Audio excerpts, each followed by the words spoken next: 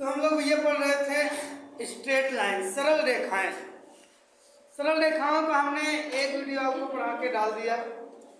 अभी फार्मूलों का ही सिलसिला चला था, छोटा छोटा सा वीडियो रहता है 5 मिनट 10 मिनट का, तो आप चाहेंगे तो आराम से उसको पढ़ सकते हैं और अपने नोट्स में इंक्लूड कर सकते हैं, लिख सकते हैं। ठीक, तो हमने आपको उसमें 4-5 फार्मूले बताया था।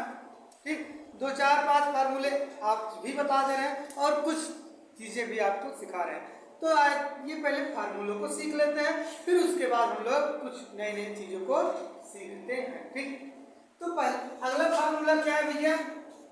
उस सरल रेखा का समीकरण। कोई सरल रेखा है लेकिन वो कैसी होगी? उस सरल रेखा का समीकरण जो अक्षों से अक्ष होगा, जैसे एक्स अक्ष, वाई अक्ष। ठीक, जैसे ये अक्ष है, ठीक, तो एक्स अक्ष, वाई अक्ष। ठीक, तो इन अक्षों से क्या कह रहा है? ए तथा बी लंबाई के अंतःखंड, एक्स अक्ष या वाई अक्ष पर ए या बी, समझे?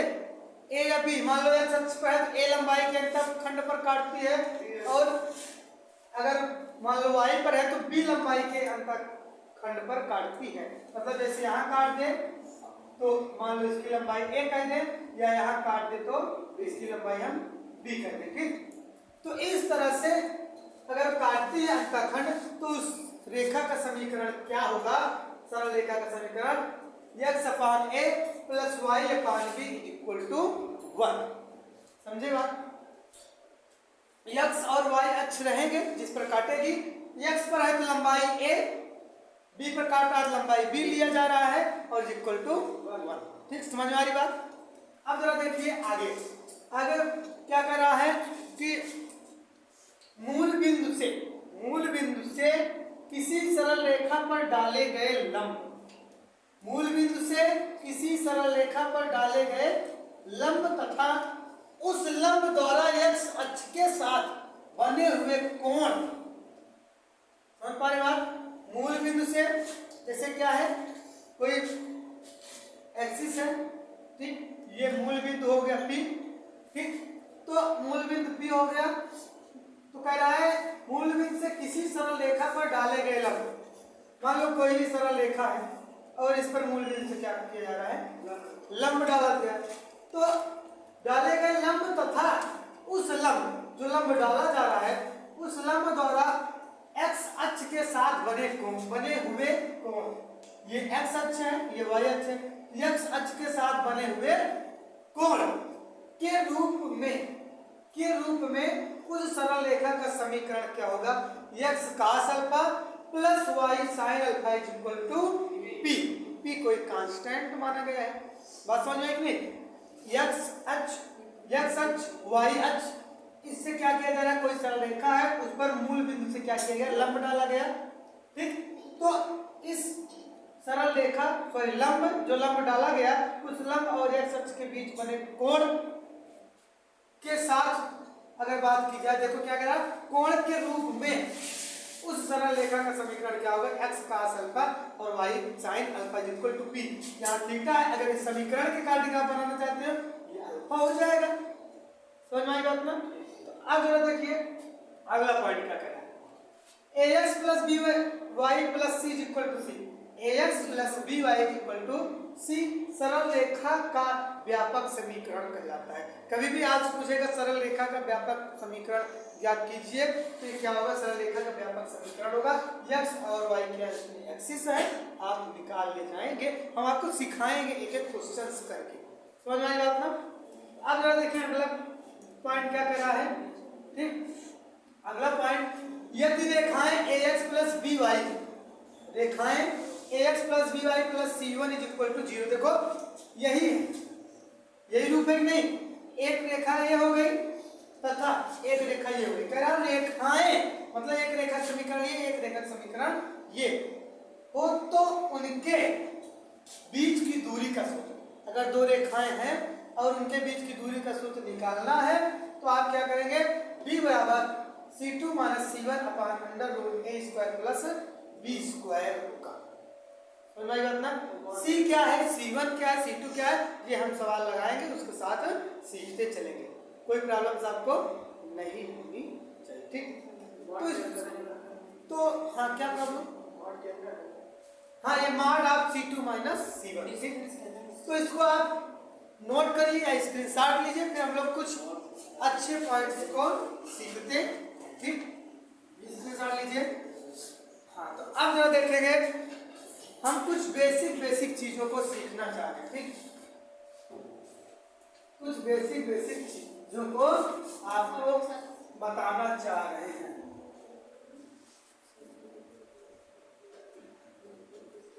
तो जरा देखिए, जैसे हम बात करें पहला कि पॉइंट क्या है, बिंदु किसे कहते हैं। ठीक, बिंदु किसे कहते हैं, तो बिंदु क्या है भैया, ऐसे आप अगर समझ लेते हैं तो बहुत ही अच्छी बात है। बिंदु क्या होता है, किसी भी प्लेन पर अगर आप अपनी कलम को रख दो, जो शेप बनता है वही क्या कहलाता है, बिंदु कहलाता है। जैसे आप ये प्लेन है, इन्हें क्या करें, यही क्या कहलाता है, बिंदु कहलाता है। ये क्या है, बिंदु होगा। ठीक, ये होगा, ये क्या है, बिंदु कहलाता है। समझ पाए बात नहीं? तो बिंदु क्या है, किसी भी सतह पर प्लेन पर आप अपनी कलम को रख दो, जो शेप बनता है वही क्या कहलाता है, बिंदु कहलाता है।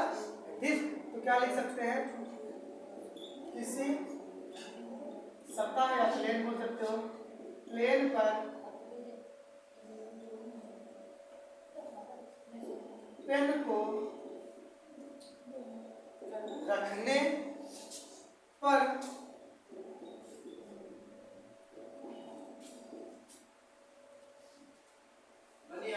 बनी आकृति बिंदु कहलाती है।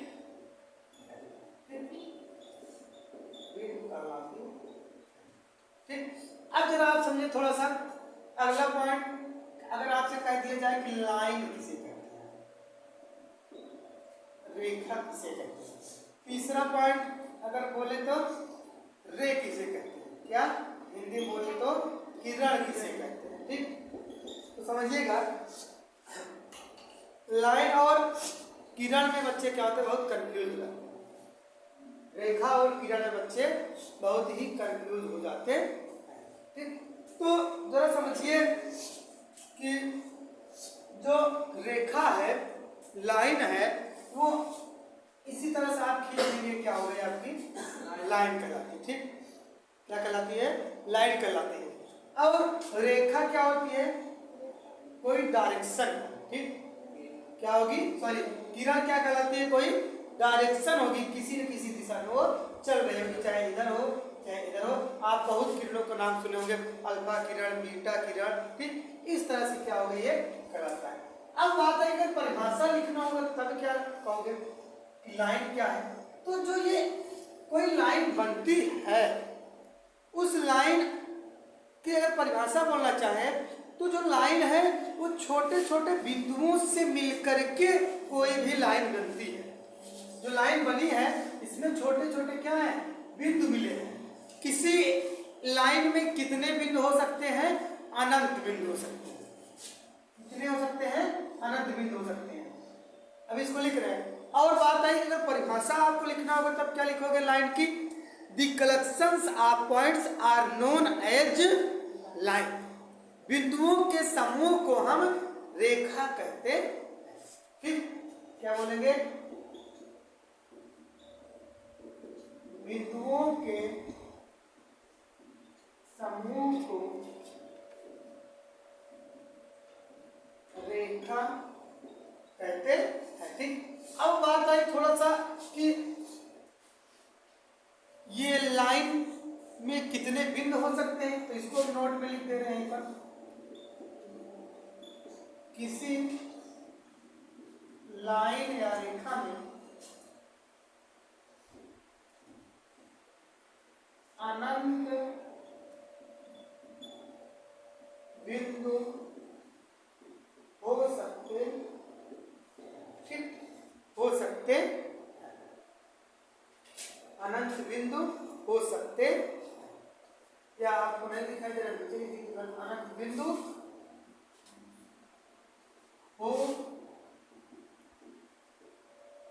सकते हैं। ठीक, इतनी बात क्लियर। और थोड़ा सा आप समझिए कि कोई जो बिंदु होता है, थोड़ा सा हम इसी के बारे में बता रहे हैं। बिंदु की जो त्रिज्या होती है, रेडियस, वो 0 होती है। क्या होती है? 0। बिंदु की त्रिज्या 0 होती है। ठीक, बिंदु की त्रिज्या क्या होती है? 0 होती है। समझ में आई बात? और हम बात कर रहे हैं तीसरा वाला कि रे क्या है, किरण क्या है। ठीक, यहाँ आप बनाना चाहो तो ऐसे बना लेना। ठीक, और पहले वाले में अगर बनाना चाहो तो बना लेगा। इधर देखिए क्या बना देगा। ठीक, ये क्या है? लाइन है। अब किरण की बात करें अगर तो किरण को हम कैसे दिखाएंगे? ऐसे। ठीक, तो किरण क्या है? किरण वह है जिसकी कोई क्या होती है? दिशा होती है। ठीक, वह लाइन जिसकी कोई डायरेक्शन हो उसे हम रेखा किरण कहते हैं। ठीक, वह रेखा जिसकी कोई दिशा हो रेखा किरण कहलाती। इतने में कोई दिक्कत किसी को नहीं होनी चाहिए। शायद आपको बातें हमारी समझ में आ रही होंगी, हम क्या कह रहे हैं, क्या कहना चाह रहे हैं। ठीक, तो रेखा क्या है? वह रेखा क्या है भैया? जो collections of points are known as line, मतलब रेखा, बिंदुओं के समूह को हम रेखा कहते हैं। और कोई भी आपका अगर लाइन है और उसकी कोई दिशा होगी तो वही क्या होती है भैया? किरण कहलाती। ठीक, इतनी बात समझ में आई कि नहीं? किसी को दिक्कत नहीं ना? तो अब इसके बाद चीजें तो बहुत को आपको सीखना है।